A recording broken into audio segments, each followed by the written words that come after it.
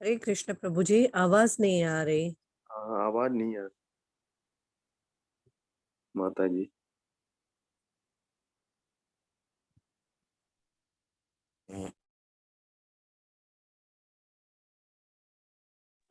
प्रभु जी mute.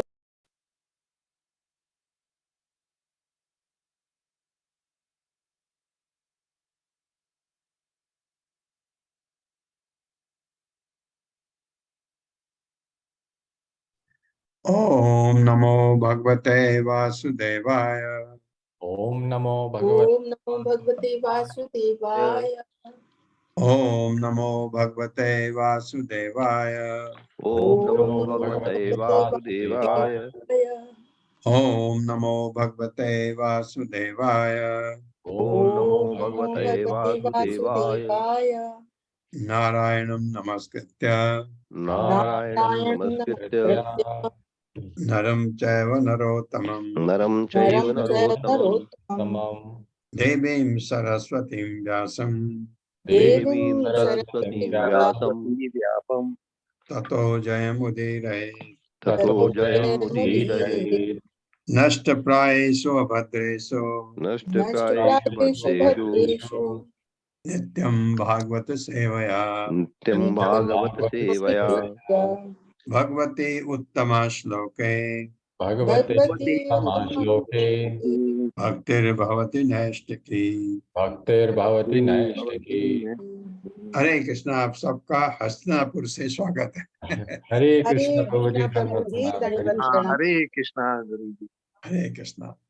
Sorry, वो मेरे ख्याल से मैं वो साउंड ऑन करना भूल गया, आपको सुनाई नहीं दिया शुरू में। क्या प्रभु जी आप हस्तिनापुर पहुंच गए? हाँ, हस्तिनापुर पहुंच गए कल रात। दिल्ली जाने वाले थे गुरु जी। हाँ, आ गए, दिल्ली आ गए। दिल्ली में से बोल रहा हूँ। हरि बोल हरि बोल। 41वां श्लोक से आगे बढ़ते हैं। न अन्यत्र मद भगवतः प्रधान पुरुषेश्वरात् आत्मनः सर्वभूतानां भयं तीव्रं निवर्तते। मेरे साथ पढ़िए।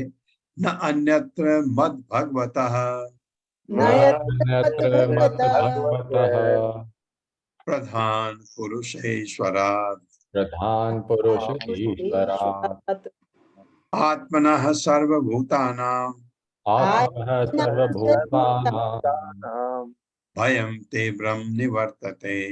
भयं तीव्रं निवर्तते। शब्दार्थ है न, नहीं, अन्यत्र दूसरा, मत मेरे सिवा, भगवतः श्री भगवान, प्रधान पुरुष ईश्वरा ईश्वर जो प्रकृति तथा पुरुष दोनों हैं, आत्मनः आत्मा, सर्वभूतानाम समस्त जीवों में, भयम भय, तीव्रम विकट, निवर्तते छुटकारा पाता है। यदि कोई मुझको छोड़कर अन्य की शरण ग्रहण करता है तो वह जन्म तथा मृत्यु के विकट भय से कभी छुटकारा नहीं पा सकता। ये कह रहे हैं भगवान कपिल। क्योंकि मैं सर्वशक्तिमान परमेश्वर अर्थात पूर्ण पुरुषोत्तम भगवान, समस्त सृष्टि का आदि स्रोत तथा समस्त आत्माओं का भी परमात्मा हूँ। अपने माँ देवती को बता रहे हैं। मेरे साथ पढ़िए। यदि कोई मुझको छोड़कर मुझको छोड़कर अन्य की शरण ग्रहण करता है अन्य की शरण ग्रहण करता है तो वह जन्म मृत्यु के विकट भय से कभी छुटकारा नहीं पा सकता। नहीं पा सकता। क्योंकि मैं सर्वशक्तिमान परमेश्वर अर्थात पूर्ण पुरुषोत्तम भगवान, समस्त सृष्टि का आदि स्रोत तथा समस्त आत्माओं का भी परमात्मा हूँ। परमात्मा हूँ। ये हैं आपके भगवान ईश्वर। ये आप भगवान कपिल के रूप में पूजें, भगवान कृष्ण के रूप में पूजें, भगवान राम के रूप में पूजें और भगवान नारायण के रूप में पूजें। जो भी विष्णु तत्व हैं आप उसको अच्छी तरह समझ लीजिए। तो ये भगवान की पूजा करने से आपको जन्म मृत्यु के चक्कर से छुट्टी मिल सकती है। इसके अलावा आप जिसकी भी पूजा करें तो जन्म मृत्यु के से कभी भय से कभी छुटकारा नहीं पा सकता, ये समझा रहे हैं। ये सत्य वचन, इसको पूरा अंदर ले लीजिए। इसलिए ये ऐसा नहीं है कि देवताओं का कोई अनादर करता है, नहीं, देवताओं का तो हमेशा आदर होता है। मैं आपको बताता हूँ, आरती करते हैं सुबह हम, जब भगवान की आरती होती है फिर 180 डिग्री, क्योंकि सब देवता खड़े होते हैं भगवान को हाथ जोड़े हुए। हम मनुष्य हैं तो हम देवताओं को भी आरती देते हैं, पूरा सम्मान होता है। आप भगवान को जब पुष्प अर्पित करते हैं सुबह, आपके थाली में जो पुष्प हैं पहले आप उनको भगवान के चरणों पर अर्पित करते हैं, और जो उसमें पुष्प बचे रहते हैं उसको फिर देवताओं की तरफ दिखा करके आप रखते हैं। फिर उसको जितने लोग हैं उनको वो सब सूंघते हैं उसको। भगवान को तो हुआ ही, देवताओं को भी दे करके ऐसे लेते हैं। जब आरती लेते हैं पहले भगवान को, भगवान के बाद देवताओं को आरती जाती है, फिर वही आरती हम प्रभुपाद को दे करके तब आरती लेते हैं। तो देवताओं का कहीं अनादर नहीं होता, पूरा सम्मान होता है। लेकिन देवताओं की देवताओं की भक्ति तो होती नहीं, भक्ति खाली भगवान की होती है। अगर आप पूजा करते हैं या जो भी करते हैं, आपका जन्म मृत्यु से चक्कर से छुटकारा नहीं मिल सकता। हाँ, आप अगर स्वर्ग जाने के सोचते हैं वो हो सकता है। तात्पर्य माता जी। हरे कृष्णा। हर्षा हरे माता जी। कृष्णा पल्लवी माता जी। ओके, हरे कृष्णा पल्लवी माता जी प्रभु आप पढ़े। जी। तात्पर्य श्रील प्रभुपाद जी द्वारा श्रील प्रभुपाद जी की जय। यहाँ यह बतलाया गया है कि परमेश्वर का शुद्ध भक्त बने बिना जन्म जन्म मृत्यु के चक्र से छुटकारा नहीं मिल पाता। कहा गया है, हरि बिना न श्रुति तरंती। जन्म मृत्यु के चक्र को तब तक पार नहीं किया जा सकता जब तक श्री भगवान अनुकूल न हो। इसी विचारधारा की पुष्टि यहाँ हुई है।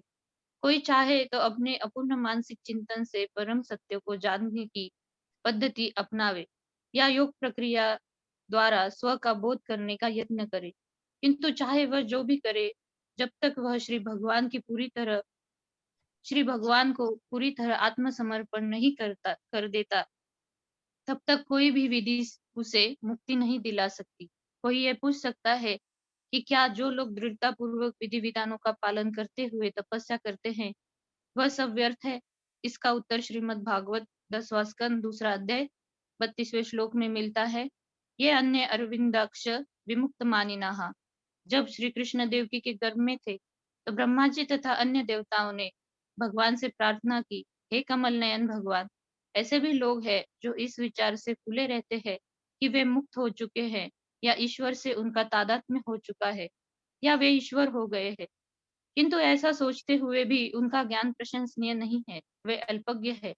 यहाँ कहा गया है कि उनकी बुद्धि चाहे उच्च हो या निम्न, शुद्ध भी नहीं होती। शुद्ध बुद्धि होने पर मनुष्य आत्मसमर्पण के अतिरिक्त और कुछ सोच ही नहीं सकता। अतः भगवत गीता पुष्टि करती है कि अत्यंत विज्ञ पुरुष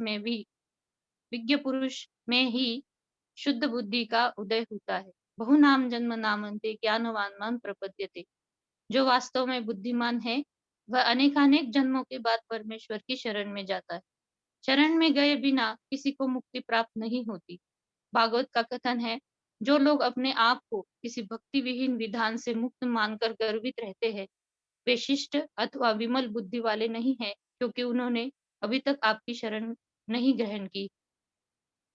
वे समस्त प्रकार के संयम एवं तपस्या का पालन करने के बावजूद अथवा ब्रह्म साक्षात्कार के निकट पहुंचे बिना ही सोचते हैं कि ब्रह्म तेज में स्थित है, किंतु वास्तव में वे भौतिक कर्मों में आ गिरते हैं, क्योंकि उनके कर्म दिव्य नहीं होते। मनुष्य को केवल इस कोरे ज्ञान से प्रसन्न नहीं हो जाना चाहिए कि वह ब्रह्म है, उसे परब्रह्म की सेवा में लगना चाहिए, वह भक्ति है। ब्रह्म का कार्य है कि वह परब्रह्म की सेवा करे। कहा जाता है कि ब्रह्म बने बिना ब्रह्म की सेवा नहीं की जा सकती। परब्रह्म तो श्री भगवान है और जीवात्मा भी ब्रह्म है। इस बोध के बिना कि मनुष्य ब्रह्म अर्थात आत्मा अर्थात भगवान का नित्य दास है, यदि कोई इतना ही सोचता है कि वह ब्रह्म है, तो उसका यह बोध केवल सैद्धांतिक है। अनुभव करने के साथ ही साथ उसे भगवान की भक्ति में अपने आप को लगाना होता है, तभी वह ब्रह्म पद में स्थित रह सकता है, अन्यथा वह नीचे गिर जाता है। भागवत का कथन है कि अभक्त लोग श्री भगवान के चरण कमलों की दिव्य प्रेमा भक्ति की उपेक्षा करते हैं, अतः उनकी बुद्धि संकीर्ण होती है, जिससे ये लोग नीचे गिर जाते हैं। जीवात्मा को कुछ न कुछ कर्म करना चाहिए। यदि वह दिव्य सेवा कर्म नहीं करता, तो वह भौतिक कर्म में आ गिरता है। जो ही वह भौतिक कर्मों में आ गिरता है, तो जन्म मरण के चक्र से उसे छुटकारा कोई नहीं दिला सकता।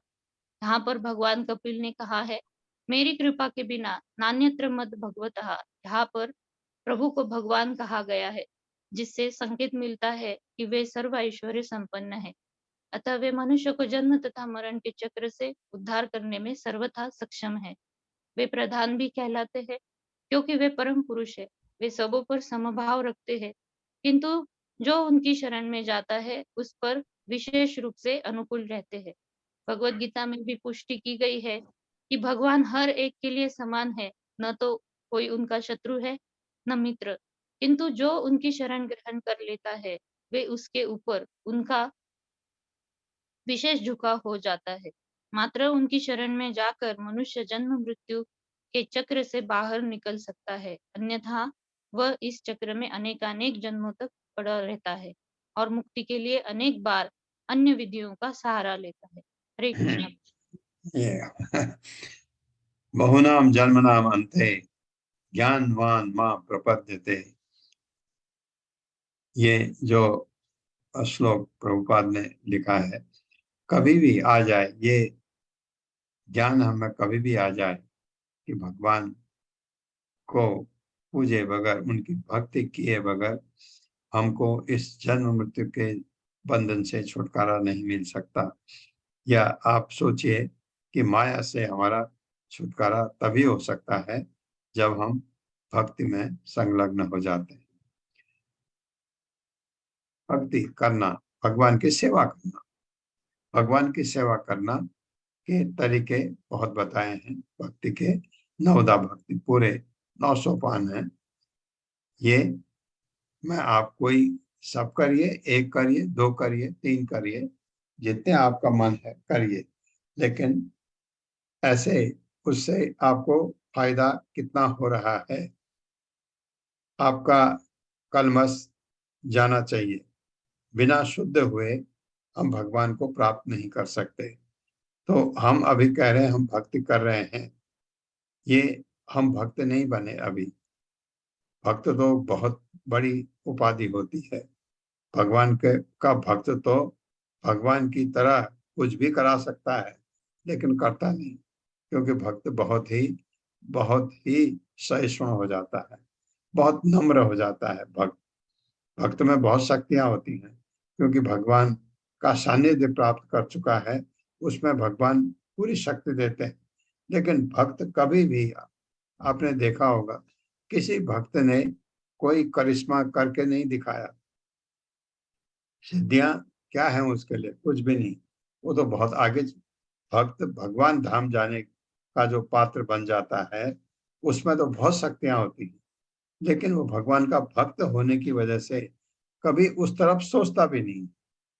जबकि मिस्टिक योगी एक सिद्धि प्राप्त हो गई कि वो हल्के से हल्का बन सकता है या किसी को अपने बस में कर सकता है, वो उसी से अपना धंधा चला देता है।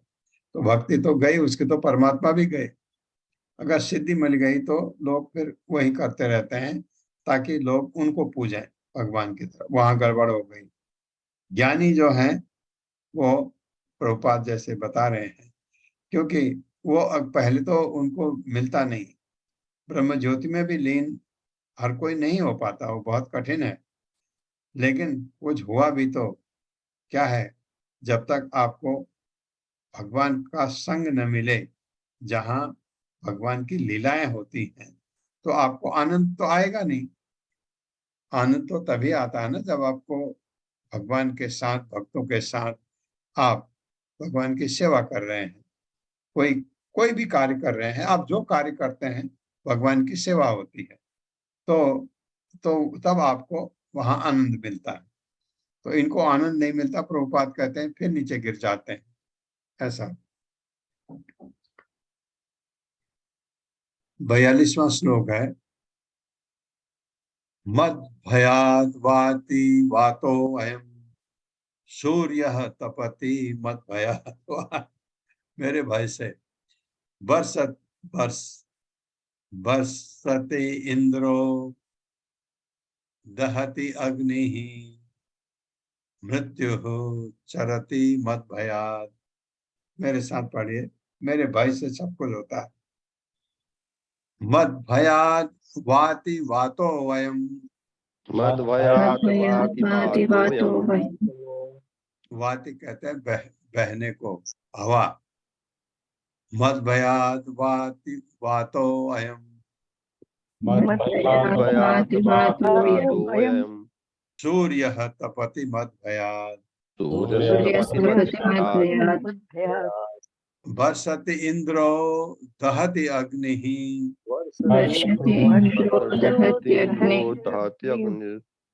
मृत्यु चरति मद भयाद। शब्दार्थ है मद भयाद, मेरे भय से, वाति बहती है, वात वायु, अयम यह, सूर्य तपति चमकता है या तपता है, मद भयाद मेरे भय से, बरसती बरसता है, इंद्र दहती जलती है, अग्नि मृत्यु चरती जाती है, मद भयाद मेरे भय से। यह मेरी श्रेष्ठता है कि मेरे ही भय से हवा बहती है, मेरे ही भय से सूर्य चमकता है, और मेघों का राजा इंद्र मेरे ही भय से वर्षा करता है, मेरे ही भय से अग्नि जलती है, और मेरे ही भय से मृत्यु इतनी जाने लेती है। मेरे साथ पढ़िए। यह मेरी श्रेष्ठता है, ये मेरी श्रेष्ठता है कि मेरे ही भय से हवा बहती है, मेरे ही भय से हवा बहती है, मेरे ही भय से सूर्य चमकता है, मेरे ही भय से सूर्य चमकता है, और मेघों का राजा इंद्र, और मेघों का राजा इंद्र मेरे ही भय से वर्षा करता है, मेरे ही भय से वर्षा करता है, मेरे ही भय से अग्नि जलती है, मेरे ही भय से अग्नि जलती है, और मेरे ही भय से मृत्यु इतनी जाने लेती है, और मेरे ही भय से मृत्यु जाने लेती है। तात्पर्य माता जी। हरे कृष्ण। सोनिया अग्रवाल माता जी। हरे कृष्ण माता जी। श्रील प्रभुपाद जी की जय। तात्पर्य श्री प्रभुपाद जी के द्वारा। श्रीमद् भगवद गीता में पूर्ण पुरुषोत्तम भगवान श्री कृष्ण कहते हैं कि उनके अध्यक्षता के कारण ही समस्त कार्यों में प्राकृतिक नियम ठीक से काम कर रहे हैं। किसी को यह नहीं सोचना चाहिए कि प्रकृति बिना अध्यक्षता के स्वतः कार्य कर रही है। वैदिक ग्रंथ कहते हैं कि बादल इंद्रदेव द्वारा नियंत्रित होते हैं, ऊष्मा का वितरण सूर्यदेव द्वारा होता है, शीतल चांदनी चंद्र द्वारा वितरित होती है, और वायुदेव की व्यवस्था के अंतर्गत वायु प्रवाहित होती है। किंतु इन समस्त देवों के ऊपर पूर्ण पुरुषोत्तम भगवान प्रधान व्यक्ति है। नित्यो नित्यानाम चेतश्चेतनाम।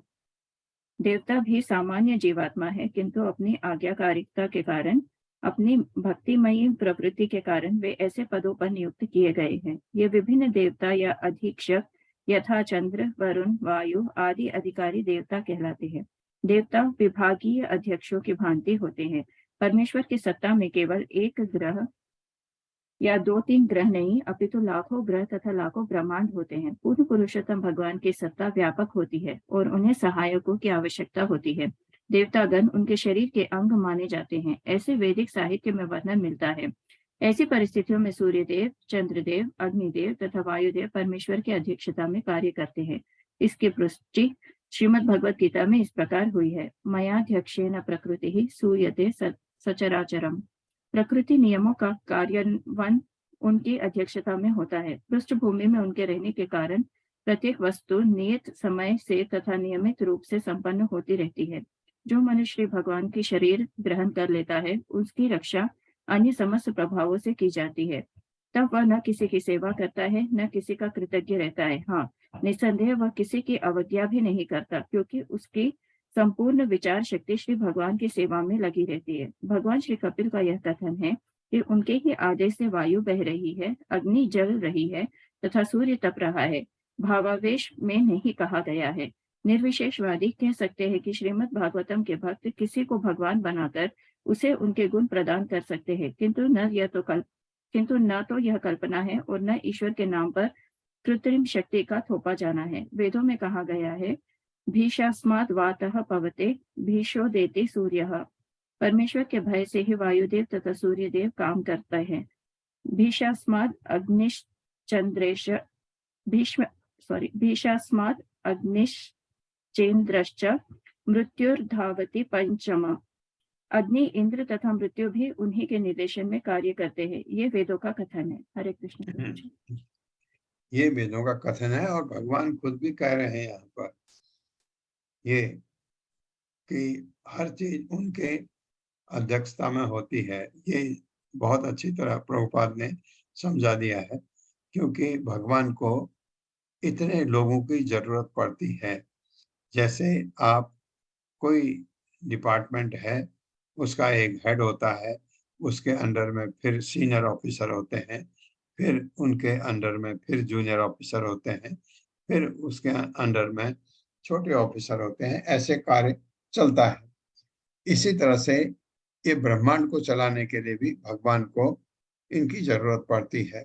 तुमको ये काम सौंपा गया, आपको वर्षा, आपको इस भौतिक ब्रह्मांड में रोशनी की जरूरत है। सूर्य को कहा गया तो रोशनी देना, चंद्रमा को कहा गया चांदनी देना, वायु के देवता को कहा गया कि वायु देना। ये सब चीजें व्यवस्थित उनको दिया जाता है, भगवान की अध्यक्षता में कार्य करते हैं। तो ये देवता पूजनीय हैं, पूजनीय हैं।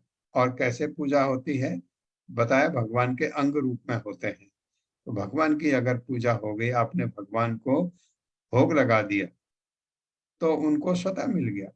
अगर प्रसाद आपने पेट में डाला तो सब हाथ पैर नाखून सिर के बाल सब पोषित हो जाते हैं। इसीलिए अगर हम भगवान की सेवा करें, देवताओं की सेवा स्वतः हो गई। भगवान की पूजा करें, देवताओं की पूजा स्वतः हो गई। भगवान को हमने भोग लगाया, देवताओं को भोग स्वतः लग जाता है। अलग से करने का जरूरत नहीं होती। ऐसा नहीं है कि कुछ लोग कहते हैं ये इस्कॉन में तो देवताओं को कहते हैं, नहीं, ऐसा नहीं। पूरा सम्मान होता है, लेकिन वास्तविकता समझते हुए। अब आपको ये धीरे धीरे समझ आ रहा होगा कि भगवान की ही पूजा क्यों की जाती है। ये बात अलग है, जैसे भगवान के बहुत सारे विस्तार हैं, प्लेनरी एक्सपेंशन कहते हैं उसको इंग्लिश में। उसका भगवान का विस्तार, अपने को किस रूप में भगवान कब प्रकट होते हैं, वह सब भगवान के अपने रूप हैं।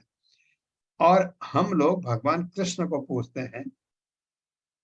कुछ लोग भगवान राम के भक्त होते हैं, कुछ लोग भगवान नारायण के भक्त होते हैं, कुछ लोग नृसिंहदेव भगवान के भक्त होते हैं। ये भक्तों की अलग अलग कैटेगरी है और उनकी पूजा करके उन्हीं को लोग को जाते हैं। वो बैकुंठ में है।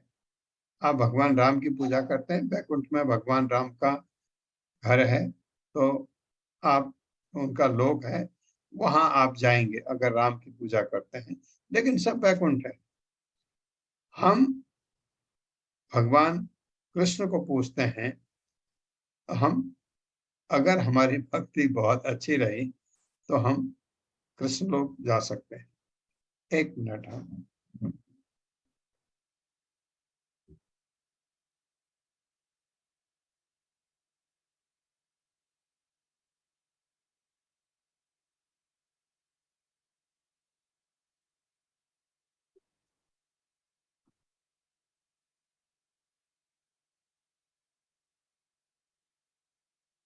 हाँ सॉरी।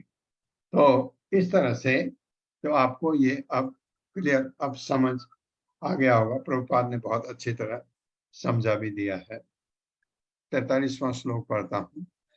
ज्ञान वैराग्य युक्तेन भक्ति योगेन योगिनः क्षेमाय पादमूलं मे प्रविशन्ति अकुतो भयम्। मेरे साथ, ज्ञान वैराग्य युक्तेन ज्ञान वैराग्य वैराग्येन भक्ति योगेन स योगिनः भक्ति योगेन योगिनः क्षेमाय पादमूलं मे क्षेमाय मूलम में प्रविशन्ति अकुतो भयम्। ज्ञान ज्ञान वैराग्य तथा वैराग्य से युक्तेन संजित भक्ति योगेन भक्ति योग के द्वारा योगिनः योगी जन क्षेमाय शाश्वत लाभ के लिए पादमूलम चरणों में मेरे प्रविशन्ति शरण ग्रहण करते हैं अकुतः भयम निडर निर्भय। योगी जन दिव्य ज्ञान तथा त्याग से युक्त होकर एवं अपने शाश्वत लाभ के लिए मेरे चरण कमलों में शरण लेते हैं। और चूंकि मैं भगवान हूँ, अतः वे भय मुक्त होकर भगवत धाम में प्रवेश पाने के पात्र हो जाते हैं। ये योगी भक्ति योगी की बात हो रही। मेरे साथ पढ़िए। योगी जन दिव्य ज्ञान तथा त्याग से युक्त होकर एवं अपने शाश्वत लाभ के लिए शाश्वत लाभ, ध्यान रखना, शाश्वत लाभ के लिए मेरे चरण कमलों में शरण लेते हैं। मेरे चरण कमलों में शरण लेते हैं। और चूंकि मैं भगवान हूँ, भगवान हूँ, अतः वे भय मुक्त होकर भगवत धाम में प्रवेश पाने के लिए पात्र हो जाते हैं। ये जो योगी जन है, दिव्य ज्ञान जो हम पढ़ते हैं, ये भगवत गीता भागवतम, ये दिव्य ज्ञान है। तथा त्याग पार पार नाम आता है, आपने ध्यान दिया होगा। किस चीज का त्याग? क्यों करें त्याग? क्योंकि ये हमको उलझाए रखता है। कौन सा? भौतिक चीज है। भौतिक चीजों से लगाव को त्यागना है हमने, लगाव नहीं रखना है। ये चीजें, उनका इस्तेमाल बिल्कुल जितना मिनिमम है करें। किसका है? वो भगवान का। उसका कम से कम इस्तेमाल हो, उसके बगैर चलना चाहिए। तात्पर्य। हरे कृष्णा। रश्मि जोशी माता जी। हरे कृष्णा माता जी। हरे कृष्णा प्रभु जी, धन्यवाद प्रणाम। शील प्रभुपाद की जय। शील प्रभुपाद द्वारा तात्पर्य। जो इस संसार के बंधन से मुक्त होकर भगवान के धाम को वापस जाना चाहता है, वही वास्तव में योगी है। यहाँ पर युक्तेन भक्ति योगेन शब्दों का स्पष्ट प्रयोग हुआ है। जो योगी भक्ति योग में लगे रहते हैं वे उच्च कोटि के योगी हैं, जैसा कि भगवत गीता में उल्लेख है। उच्च कोटि के योगी वे हैं जो निरंतर भगवान कृष्ण का चिंतन करते रहते हैं। ये योगी ज्ञान तथा वैराग्य से रहित नहीं होते। भक्ति योगी होने का तात्पर्य है स्वतः ज्ञान तथा वैराग्य प्राप्त करना। ये भक्ति योग का स्वतः फल होता है। भागवत के प्रथम स्कंद के 2य अध्याय में भी पुष्टि की गई है कि जो व्यक्ति वासुदेव कृष्ण की भक्ति करता है वो पूर्ण दिव्य ज्ञान तथा वैराग्य से युक्त होता है और इस उपलब्धियों का कोई कारण नहीं बताया जा सकता। वे अहेतु के बिना कारण मिलती है। यहाँ तक कि निरक्षर व्यक्ति को भी शास्त्रों का दिव्य ज्ञान प्राप्त हो जाता है क्योंकि वो भक्ति में लगा रहता है। इसका उल्लेख वैदिक साहित्य में भी मिलता है। जिस किसी की परमेश्वर तथा गुरु में पूर्ण श्रद्धा होती है उसे वैदिक साहित्य का पूर्ण सार प्रकट हो जाता है। इसे पृथक से खोजने की उसको आवश्यकता नहीं पड़ती। जो योगी भक्ति योग में लग जाते हैं वे ज्ञान तथा वैराग्य से पूर्ण होते हैं। यदि ज्ञान तथा वैराग्य का अभाव हो तो ये समझना चाहिए कि वो भक्ति में सेवा से पूर्ण नहीं है।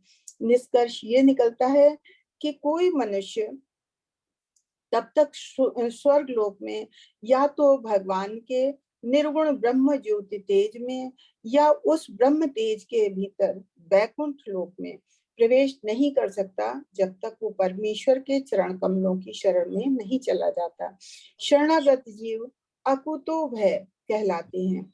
वे संशयहीन तथा निर्भय होते हैं और वैकुंठ लोक में उनका प्रवेश निश्चित है। हरे कृष्ण प्रभु जी, धन्यवाद, प्रणाम। हरे कृष्ण।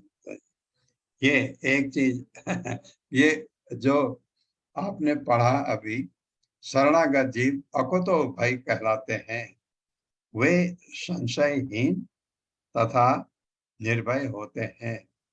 संशयहीन, बहुत अच्छा शब्द बोला प्रभुपाद ने। उनको कोई शक नहीं होता कि भगवान मेरे करेंगे नहीं करेंगे, उसको तो परवाह भी नहीं। सबसे बड़ा क्या है? निर्भय। क्यों? कैसे निर्भय? हमको हर जगह डर लगता है, अरे कहीं ये ना हो जाए, कहीं ये ना हो जाए। भक्त को ये डर नहीं। क्यों? वो नहीं मिला तो भगवान ने शायद मेरे लिए भले के लिए नहीं दिया तो इसमें मेरा भला है।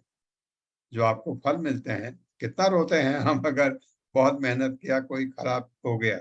नहीं, वो भक्त क्या सोचता है, उसने भी मेहनत किया, वो तो भक्ति करता है।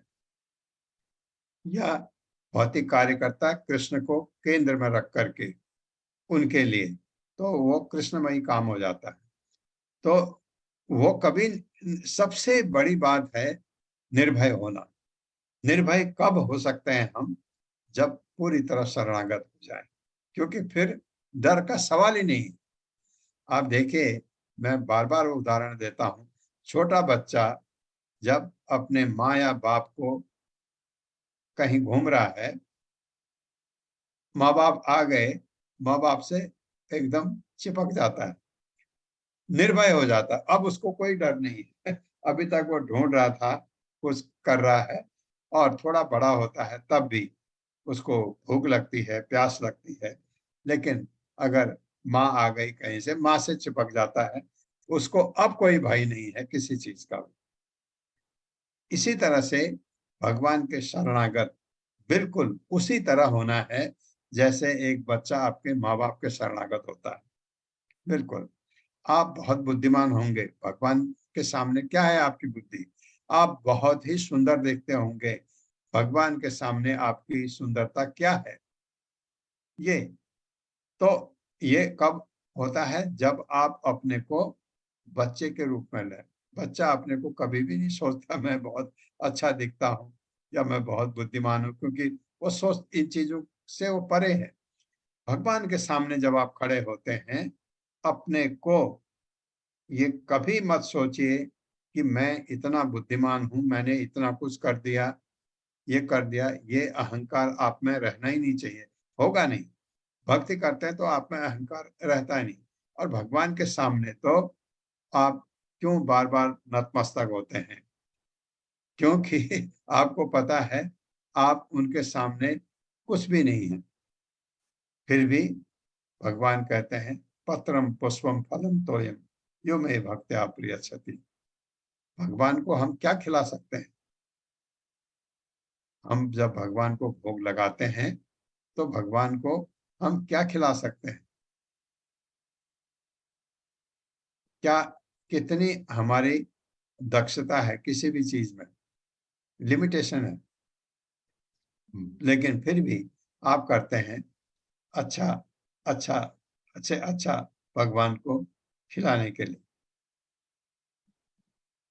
और भगवान ने कहा है, अगर प्रसन्न होकर मेरा भक्त मुझे पत्र पुष्प भी अगर अर्पित करता है, मैं स्वीकार कर लेता हूँ। तो इसी चीज को देखते हुए हम भोग लगाते हैं। इसका उसका मतलब ये नहीं है कि खाली पत्र पुष्प ही अर्पित करो। अगर सामर्थ्य है आपकी, जितना अच्छा कर सकते हो उतना अच्छा करो भगवान के लिए। आपने देखा होगा कुछ मंदिरों में, जो व्यवस्थित मंदिर हैं बड़े, उनमें डिवोटीज लोग, टेम्पल डिवोटीज नॉर्मली सुबह 9-10 बजे प्रसाद देते हैं, फिर शाम को 4-5 बजे, वो 2 ही बार देते हैं नॉर्मली, ऐसा मैंने देखा है। लेकिन दिन का भगवान का तो भोग लगता है दिन में 12 बजे, 12 साढ़े 12 बजे, और वो जो भोग होता है और उसमें भोग आरती होती है, वो भगवान का भोग वो सबसे अच्छा बना के भगवान को भोग लगाया जाता है। तो वो प्रसाद एक बार मैंने भी खाया था। मैं किसी मंदिर में रुका था, तो उन्होंने मुझे कहा, पुजारी ने, आज का प्रसाद मैं आपको भगवान को अर्पित करने के बाद आपको दूंगा। तो क्या क्या क्या चीज, कितनी बढ़िया से बढ़िया चीज भगवान के लिए अर्पित करके वो देते हैं भगवान को, क्योंकि कर सकते हैं जितनी हैसियत है। और भक्तों की हैसियत तो आप लोगों के ऊपर है। आप जितना उनको संपन्न बना देते हैं, वो उतना अच्छा करते हैं भगवान के लिए। लेकिन आप जब अपने घर में हैं, आपकी सामर्थ्य है, अगर आप बहुत पैसे वाले हैं तो भगवान को अच्छा अच्छा भोग बना के दे सकते हैं। ये बहुत ही अच्छा है कि आप निर्भय हो जाए। निर्भय होने का मतलब भगवान के शरणागत।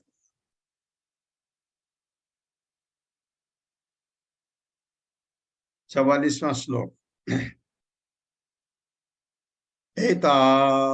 एतावान् एव लोके अस्मिन् पुंसां निः श्रेयस उदयः तीव्रेण भक्ति योगेन मनो मयि अर्पितं स्थिरम्। मेरे साथ, एतावान् एव लोके अस्मिन् एतावानेव लोकेऽस्मिन् पुंसां निः श्रेयसोदयः पुंसां निःश्रेयसोदयः तीव्रेण भक्ति योगेन त्रिवेण भक्ति योगेन मनो मयि अर्पितं स्थिरम्। मनोमयि स्थिरम्। अर्पितं स्थिरम्। शब्दार्थ है, एतावान एव, इतना ही, लोके अस्मिन, इस संसार में, पुंसाम, मनुष्यों का, निःश्रेयस, जीवन की अंतिम सिद्धि की, उदय, प्राप्ति, तीव्र भक्ति योगेन, भक्ति के अभ्यास से, मन मई, मुझ में, अर्पितम, लगे हुए, स्थिर। अतः जिन व्यक्तियों ने के मन भगवान में स्थिर हैं, वे भक्ति का तीव्र अभ्यास करते हैं। जीवन की अंतिम सिद्धि प्राप्त करने का यही एकमात्र साधन है। मेरे साथ पढ़िए। अतः जिन व्यक्तियों के मन भगवान में स्थिर हैं, भगवान में स्थिर है, वे भक्ति का तीव्र अभ्यास करते हैं। वे भक्ति का तीव्र अभ्यास करते हैं। जीवन की अंतिम सिद्धि प्राप्त करने का, जीवन की अंतिम सिद्धि प्राप्त करने का यही एकमात्र साधन है। यही एकमात्र साधन है। हाँ, क्योंकि आपका भक्ति का अभ्यास तीव्र होगा तो आपके सब आध्यात्मिक प्रगति बहुत तीव्र हो जाएगी। तात्पर्य। हरे कृष्णा संतोषी गुप्ता माता जी। हरे कृष्ण प्रभु जी, दंडवत प्रणाम। हरे कृष्ण माता जी। हरे कृष्ण सभी को। तात्पर्य। श्रील प्रभुपाद जी की जय। श्रील प्रभुपाद जी के द्वारा यहाँ पर प्रयुक्त मनोमयी अर्पितम शब्द महत्वपूर्ण है, जिनका अर्थ है मुझ में लगे हुए मन। मनुष्य को भगवान कृष्ण या उनके अवतार के चरण कमलों पर अपना मन लगाना चाहिए। स्थिर भाव से उनमें लगे रहना ही मुक्ति का साधन है। अम्बरीश महाराज इसके उदाहरण हैं। उन्होंने अपने मन को भगवान के चरण कमलों में लगाया। वे भगवान की ही लीलाओं का कथन करते। वे भगवान पर चढ़े हुए पुष्पों तथा तुलसी को ही सूंघते। वे केवल भगवान के मंदिर तक जाते, अपने हाथों से मंदिर बुहराते, अपनी जीभ का उपयोग भगवान को अर्पित भोजन के चखने में करते और कानों का उपयोग भगवान की लीलाओं को सुनने में करते। इस प्रकार उनकी सभी इंद्रियां व्यस्त रहती। सर्वप्रथम मन को भगवान के चरण कमलों में क्रमशः तथा सहज भाव से लगाना चाहिए। चूंकि मन इंद्रियों का स्वामी है, अतः मन के व्यस्त रहने पर सारी इंद्रियां व्यस्त रहेंगी। यही भक्ति योग है। योग का अर्थ है इंद्रियों को वश में करना। इंद्रियों को सही अर्थ में वश में लाना कठिन है। वे सदैव चलायमान रहती हैं। यही हाल एक बच्चे का होता है। उसे कब तक शांतिपूर्वक बैठाए रखा जा सकता है, यह संभव नहीं है। यहाँ तक कि अर्जुन को कहना पड़ा, चंचलम ही मनः कृष्ण। मन सदैव चलायमान रहता है। सबसे अच्छा मार्ग यही है कि मन को भगवान के चरण कमलों में लगा दिया जाए। मनोमयीर्पितम स्थिरम। यदि कोई गंभीरता पूर्वक कृष्ण भक्ति में लग जाए तो यही उच्चतम सिद्धावस्था है। समस्त कृष्ण भावना भावित कर्म मानवीय जीव की उच्चतम सिद्धावस्था में होते हैं। इस प्रकार श्रीमद् भागवत के तृतीय स्कंद के अंतर्गत भक्ति योग की महिमा नामक 25वें अध्याय के भक्ति वेदांत तात्पर्य पूर्ण हुए। हरे कृष्ण प्रभु जी। हरे कृष्ण माता जी, हरे कृष्ण, धन्यवाद। धन्यवाद। तो ये होते हुए भी चंचलम ही मना कृष्ण, मन बहुत चंचल है। अर्जुन कहते हैं प्रमाथि बलवदृढ़म तस्य अहम निग्रहम मन्ये वायु इप्सु दुष्करम। ये तो वायु को बस में करने से भी कठिन है बहुत। भगवान क्या कहते हैं, असंशयम ही महाबाहो मनो दुर्निग्रहम चलम। है, मानता हूं। फिर अभ्यासेन तु कौन्तेय वैराग्येण च गृह्यते। वैराग्य बहुत जरूरी है। चीजों से बहुत ज्यादा लगाव कभी भी अच्छा नहीं है, कभी भी अच्छा नहीं है। ये धीरे धीरे ये बीमारी हम में भव रोग कहलाता है। ये भव रोग है हमारा, तो इसको धीरे धीरे ठीक करना है हमको। एकदम पागल हो जाते हैं हम चीजों के पीछे जो हमारा है ही नहीं। आप वास्तव में अच्छी तरह विचार करके सोचिए, ये वास्तव में आपका है नहीं। अगर मैं कल खुदा न खास्ता कल मैं ये जीवन त्याग, ये शरीर अगर मेरा कल छूट जाए तो कहाँ रहा मेरा, है नहीं ना। तो जब तक आपका है, जब तक शरीर है, आप इस्तेमाल करिए उतना जितना भगवान की संपत्ति पर ज्यादा ज्यादा ज्यादा हक मत जमाइए। ये इससे त्याग आना हमारा बहुत जरूरी है। तो ये 25वां अध्याय पूरा हुआ। 26वें अध्याय में प्रकृति के मूलभूत सिद्धांत ये भगवान कपिल फिर बताते हैं माँ देवती को। तो हम ये 5 श्लोक पढ़ते हुए आगे बढ़ेंगे। ज्यादा समय नहीं भी होगा, कोई बात नहीं। ओम नमो भगवते वासुदेवाय। ओम नमो भगवते वासुदेवाय। जन्माद्यस्य यतो अन्वयात् जन्माद्यस्य तोन्मयादित् इतरस्तस्य अर्थेषु अभिज्ञा स्वराट् इतरतश्चार्थेषु विज्ञास्वराट् तेने ब्रह्म हृदय आदि कवये तेने ब्रह्महृदाय आदिकवये मुह्यन्ति यत् सूर्यः मूयन्ते यत् सूरयः तेजो वारिमृदां यथा विनिमयो तेजो वारिमृदां यथा विनिमयो यत् सर्गो अमृषा यत् सर्गो मृषा धाम्ना स्वेन सदा निरस्तकुहकम् स्वेन सदा निरस्तकुहकम् सत्यं परम धीमहि। सत्यं परम धीमहि। ये गायत्री छंद है, गायत्री मंत्र है। ये भागवतम के पहले स्कंद का पहला श्लोक। इसको कोशिश करिए बार बार पढ़ने की। मैं ऐसा सोचता हूँ जब तक कुछ को तो याद हो भी गया होगा, कुछ कोशिश करिए जो पढ़ सकते हैं। नहीं पढ़ सकते हैं और आपका फिर भी मन है याद करने का, अपनी भाषा में इसको लिख करके याद करिए। दूसरा श्लोक है धर्मः प्रोजित कैतवो अत्र धर्मः प्रोजित कैतवो अत्र परमो निर्मत्सराणां सताम् परमो निर्मत्सराणां सताम् वेद्यं वास्तवमत्र वस्तु वेद्यं वास्तवमस्तु शिवदं त्रापत्रय उन्मूलनम् शिवदं त्रापत्रयोन्मूलनम् श्रीमद्भागवते महामुनि कृते श्रीमद्भागवते महामुनि कृते किं वा पररीश्वरः किं वा पररीश्वरः सद्यो हृदि अवरुद्धते अत्र सद्यो हृदयवर्धते अत्र कृतिभिः शुश्रूभिः तत्क्षणात्। कृतिभिः शुश्रूषुभिः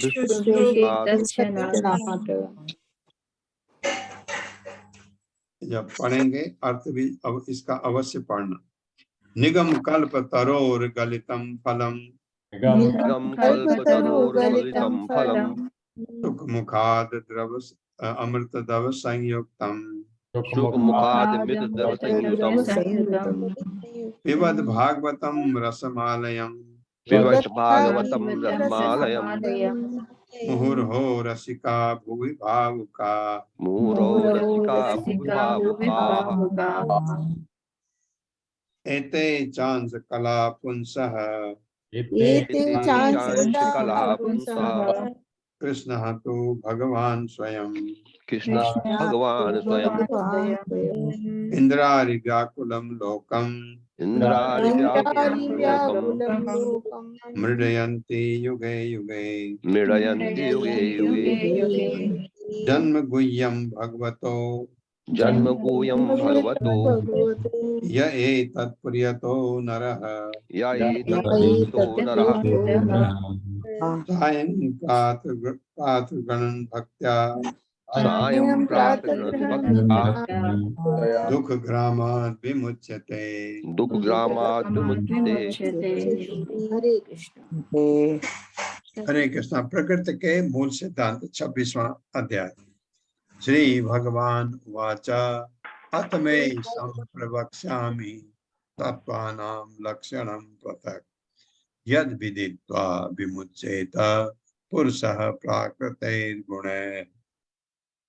मेरे साथ श्री भगवान उवाच श्री भगवान् उवाच अथ ते संप्रवक्ष्यामि अथते संप्रवक्ष्यामि तत्त्वानां लक्षणं पृथक् तत्त्वानां लक्षणं पृथक् यद् विदित्वा विमुच्येत यद् विदित्वा विमुच्येत पुरुषः प्राकृतैर्गुणैः। पुरुषः प्राकृतैर्गुणैः। शब्दार्थ है श्री भगवान उवाच, भगवान ने कहा अब ते तुमसे संप्रवक्ष्यामि कहूंगा तत्वानाम परम सत्य की कोटियों के लक्षण पृथक अलग अलग यद जिसे विदित्वा जानकर विमुच्येत मुक्त हो सकता है पुरुषः कोई व्यक्ति प्रकृति के गुणों से, यही प्रकृति गुणों से मुक्त होने का मतलब हमारा आत्म साक्षात्कार के लिए तैयार। भगवान कपिल ने आगे कहा, हे माता, अब मैं तुमसे परम सत्य की विभिन्न कोटियों का वर्णन करूंगा जिनके ज्ञान लेने से कोई भी पुरुष प्रकृति के गुणों के प्रभाव से मुक्त हो सकता है। मेरे साथ पढ़िए।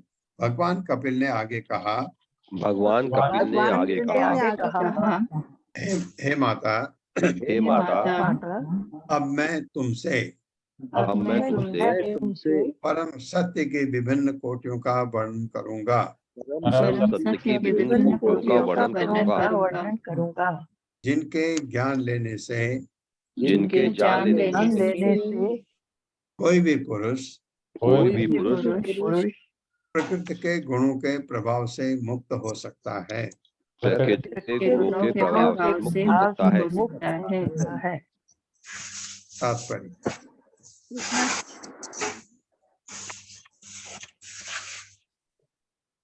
सुशील गुप्ता प्रभु जी, हरे कृष्णा। हरे कृष्णा प्रभु जी, हरे कृष्णा माता जी, दंडवत प्रणाम। तात्पर्य श्री प्रभुपाद जी द्वारा, श्री प्रभुपाल की जय। जैसा कि श्री भगवत गीता में कहा गया है, मनुष्य मात्र भक्तिमय सेवा द्वारा परम सत्य पूर्ण पुरुषोत्तम परमेश्वर को समझ सकता है। भक्त्या माम युजानाति। श्रीमद् भागवतम में भक्ति योग का विषय माम अर्थात भगवान श्री कृष्ण को बताया गया है। श्री चैतन्य चरितामृत में व्याख्या की गई है कि भगवान श्री कृष्ण को समझने का अर्थ है श्री कृष्ण को उनकी अंतरंगी शक्ति, उनकी बहिरंगी शक्ति, उनके विस्तारों तथा अवतारों सहित समझना। भगवान श्री कृष्ण को समझने हेतु ज्ञान के अनेक विभाग हैं। सांख्य दर्शन विशेषतः उन लोगों के लिए है जो इस भौतिक जगत में बद्ध हैं। इसे सामान्य रूप से परंपरा प्रणाली या गुरु शिष्य परंपरा द्वारा भक्ति योग के विज्ञान के रूप में समझा जाता है। भक्ति योग के प्रारंभिक अध्ययनों की व्याख्या पहले की जा चुकी है, अतः श्री भगवान अब भक्ति योग का विश्लेषणात्मक अध्ययन प्रस्तुत करेंगे। उनका कहना है कि ऐसे विश्लेषणात्मक अध्ययन से मनुष्य भौतिक प्रकृति के गुणों से मुक्त हो जाता है। श्रीमद् भगवत गीता में भी इसकी पुष्टि की हुई है। ततो मा तात्वातो ज्ञात्वा। श्री भगवान को ज्ञान की विभिन्न कोटियों द्वारा जानकर मनुष्य भगवत धाम में प्रवेश पाने का अधिकारी बन जाता है। इसकी भी यहाँ पर व्याख्या की गई है। सांख्य दर्शन में भक्ति योग के विज्ञान अर्थात भक्ति तत्व को जान लेने से मनुष्य प्रकृति के गुणों से मुक्त हो जाता है। भौतिक प्रकृति के इंद्रजाल से मुक्त होकर शाश्वत आत्मा भगवत धाम में प्रवेश पाने का अधिकारी बन जाता है। जब तक मनुष्य में भौतिक प्रकृति को भोगने की या उस पर अधिकार जताने की रंच मात्र भी इच्छा रहती है, तब तक वह भौतिक प्रकृति के गुणों के प्रभाव से मुक्त नहीं हो सकता। अतः मनुष्य को विश्लेषण द्वारा पूर्ण पुरुषोत्तम भगवान को समझना होगा, जैसा भगवान श्री कपिल ने सांख्य दर्शन में समझाया है। हरे कृष्ण माता जी, हरे कृष्ण। एक श्लोक और करते हैं। ज्ञानम निःश्रेयसार्थाय पुरुष्य आत्मदर्शनम यद आहुर्वर्णये तत्ते हृदय ग्रंथि भेदनम। मेरे साथ। ज्ञानम निःश्रेयसार्थाय पुरुषस्य आत्मदर्शनम तद आहुर्वर्णये तत्ते हृदय ग्रंथि भेदनम। शब्दार्थ है ज्ञानम ज्ञान, निःश्रेयस अर्थाय चरम सिद्धि के लिए, पुरुषस्य मनुष्य का आत्मदर्शनम आत्म साक्षात्कार, यत जो आहु कहा है वर्णन करूंगा, तत् वह ते तुमसे हृदय में ग्रंथियां भेदनम काटती है। कौन सी ग्रंथि है? ये हमारे भौतिक जगत से लगा हुआ है। आत्म साक्षात्कार की चरम सिद्धि ज्ञान है। मैं तुमको वह ज्ञान बतलाऊंगा, अपने माँ को कह रहे हैं, जिससे भौतिक संसार के प्रति आसक्ति की ग्रंथियां कट जाती, फिर भौतिक संसार से आसक्ति नहीं रहेगा पदार्थ से। यही सांख्य योग है। मेरे साथ पढ़िए। आत्म साक्षात्कार की चरम सिद्धि ज्ञान है। चरम सिद्धि ज्ञान है। मैं तुमको वह ज्ञान बताऊंगा, मैं तुमको वो ज्ञान बताऊंगा जिससे भौतिक संसार के प्रति जिससे भौतिक संसार के प्रति आसक्ति के ग्रंथियां कट जाती हैं। आसक्ति ग्रंथियां कट जाती हैं। तात्पर्य माता जी।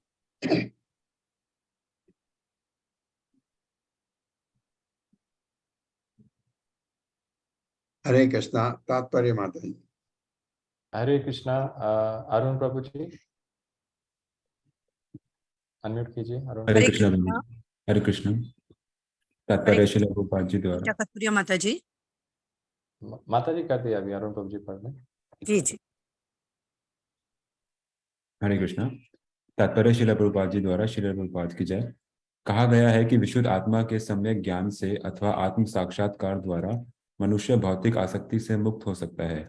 ज्ञान से जीवन की चरम सिद्धि प्राप्त होती है, जिससे मनुष्य अपने आप को अपने यथार्थ रूप में देख सकता है।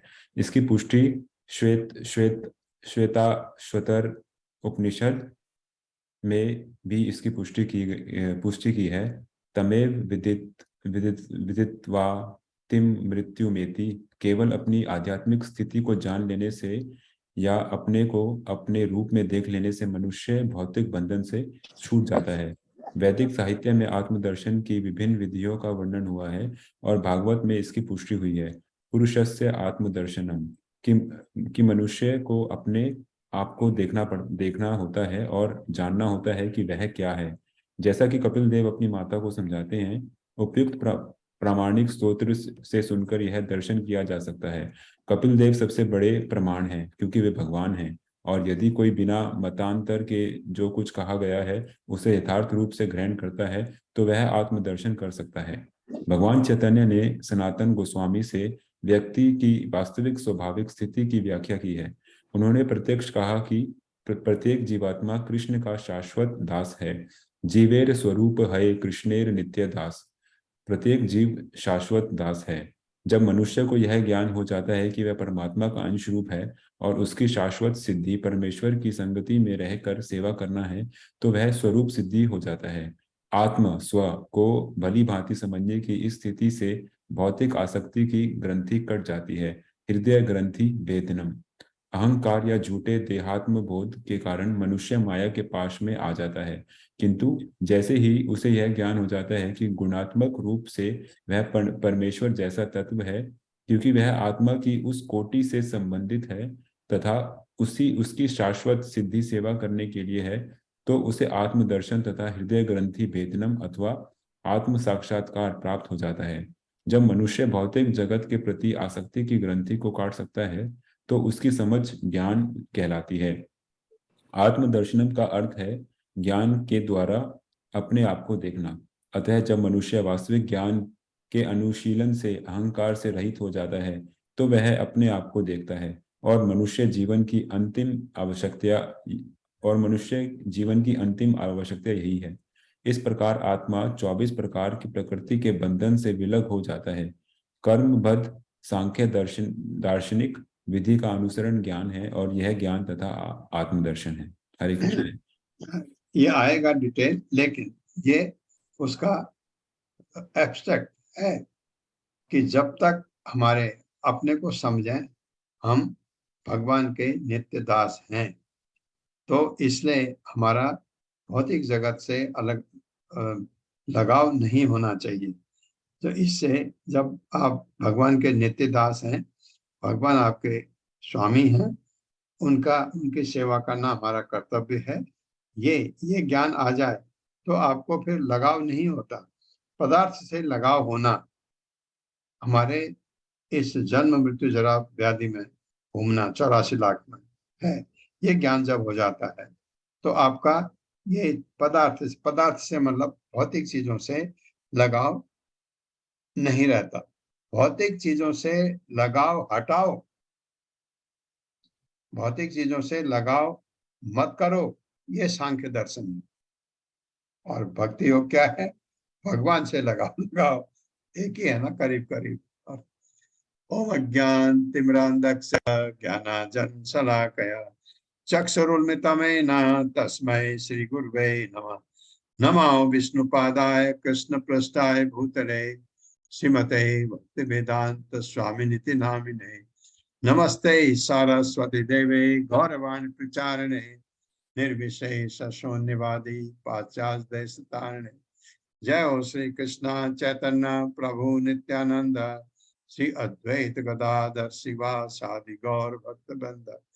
हरे कृष्णा कृष्ण कृष्ण हरे हरे, हरे राम राम राम हरे हरे। हरे कृष्णा। पल्लवी माता जी। हरे कृष्णा।